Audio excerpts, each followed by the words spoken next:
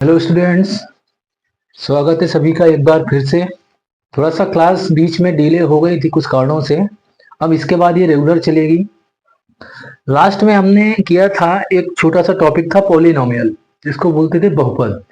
Polynomial के अंदर बताया गया था कि तीन चीजें होती हैं। कौन कौन सी? पॉलिनोमियल में ये बताया गया था कि तीन चीजें कौन कौन सी होती हैं। तो पहला होता है इसमें बहुपद, ठीक है। दूसरा कौन सा होता है? तो एक्सप्रेशन, जिसको हम बोलते थे व्यंजक। और तीसरा होता है इक्वेशन। इक्वेशन मतलब आपका होता है समीकरण। क्या होता है? तो ये होता है समीकरण। हमारा एक जो अब टॉपिक चलेगा वो समीकरण पे ही चलेगा। इसमें दो तरीके के होते हैं। एक होती है लीनियर इक्वेशन। क्या होती है? तो पहली होती है आपकी लीनियर इक्वेशन। दूसरा होता है आपका कौन सा?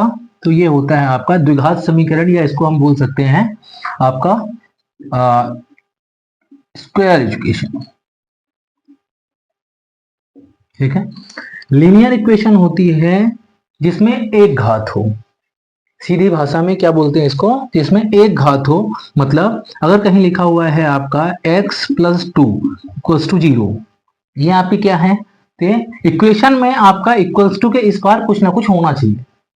ये आप ध्यान देंगे। ये मैंने बताया भी था, आपके व्यंजक जो होगा उसमें इक्वल टू में जीरो नहीं होगा। जो आपका पॉलिनोमियल होगा, बहुपद होगा, उसमें भी आपका जीरो नहीं होगा। इसमें क्या होता है, जो आपका द्विघात समीकरण होती है, इसमें होता है आपका जो, जैसे यहाँ पे लिखा हुआ है x प्लस टू, ये आपका मेन आज का टॉपिक हमारा यही रहेगा। ठीक है। ये हमेशा रहता है A X square plus B X plus C equals to zero के फॉर्म में। बात समझ में आ रही है? यहाँ पे आपका x का मतलब क्या हो गया? तो x का मतलब हो गया है आपका जो आपकी जैसे a और b, ये क्या है आपकी? ये चर संख्याएं हैं a b c। यहाँ पे आपके अंक आएंगे, कोई भी अंक आएगा। यहाँ पे 3 4 5 कुछ भी हो सकता है। ठीक है। ये आपका क्या है? ये आपका अचर है। जो आपका यहाँ पे है वही आपका यहाँ पे होना चाहिए। आप x ले लो, y ले लो, या कुछ भी ले लो। A X square plus B X plus C equals to zero के फॉर्मेट में होना चाहिए। कंडीशन ये है कि इसके मेन निकलते हैं रूट। रूट कैसे, ये मैं बता रहा हूं आपको, ध्यान से समझेंगे इसको।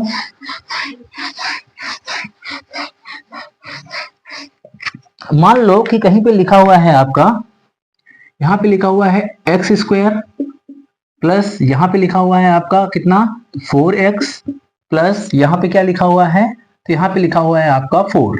एग्जाम्पल कितना लिखा है? तो आपका x square plus 4x plus 4 equals to में 0। ठीक है, इतनी बात। जो ये बीच वाला होता है, ये हमेशा क्या होता है? जो इनका मल्टीप्लाई होगा इन दोनों का, जैसे यहाँ पे कुछ भी नहीं है तो यहाँ मान लेते हैं 1। कितना मान लेते हैं? 1। जो इनका मल्टीप्लाई होने के आना चाहिए वही यहाँ पे बीच में रूट निकलना चाहिए। ठीक है। यहाँ पे रूट आपके प्लस में निकल सकते हैं, माइनस में निकल सकते हैं, लेकिन वो होना क्या चाहिए? वो आपकी होनी चाहिए रियल नंबर। और रियल नंबर पे मैं आपको एक बार पूरा बता चुका हूं कि रियल नंबर में कौन कौन सी आती हैं। तो रियल नंबर में आपकी माइनस वाली भी आती हैं, आपकी जीरो की भी आती हैं, और आपकी प्लस की भी आती हैं। ठीक है। मैं बस अभी आपको इतना ही बताना चाह रहा हूं। अब ये टॉपिक स्टार्ट करेंगे, बढ़िया बेहतर तरीके से इसको समझेंगे। ये आपके चाहे 10th का एग्जाम हो या कंपटीशन का एग्जाम हो, ये सभी के लिए आपको काम में आएगा। ठीक है। बस आपको ये दिमाग में रखना है कि जो भी हम अब पढ़ेंगे तो वो किस फॉर्मेट में होना चाहिए? तो A X square plus B X plus C equals to में 0। ठीक है। ये आपका इस फॉर्मेट में होना चाहिए। यहाँ पे आपका a जो है ये 0 नहीं होना चाहिए। a इक्वल्स टू 0 नहीं होना चाहिए, पहली कंडीशन इसकी ये है। ठीक है। क्या है? a आपका 0 नहीं होना चाहिए। आपका यहाँ पे ये 0 हो सकता है, इसकी दिक्कत नहीं है, लेकिन ये वाला स्क्वायर जरूरी है। क्योंकि हम क्या पढ़ रहे हैं? हम आपकी पढ़ रहे हैं क्वाड्रेटिक इक्वेशन, या स्क्वायर एक ही बात है, क्वाड्रेटिक इक्वेशन। ठीक है। ये हम कर रहे हैं। क्वाड्रेटिक का मतलब क्या होता है कि यहाँ पे घात कितनी होनी चाहिए आपकी? ये होनी चाहिए 2। ठीक है।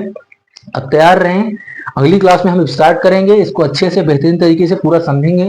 रूट कैसे निकलते हैं, किसका मल्टीप्लाई करना है, कहाँ प्लस करना है, कौन से रूट आपके जो मूल हैं, रूट को हिंदी में हम बोलते हैं मूल, ये आपके रियल हैं कि नहीं है, मतलब वास्तविक है कि नहीं है, उसके लिए क्या कंडीशन है, ये सारी चीजें अब हम अगली क्लास में करेंगे। ठीक है, अब आप तैयार रहें, अब क्लास रेगुलर रहेगी, कोई दिक्कत वाली बात नहीं है। चलो।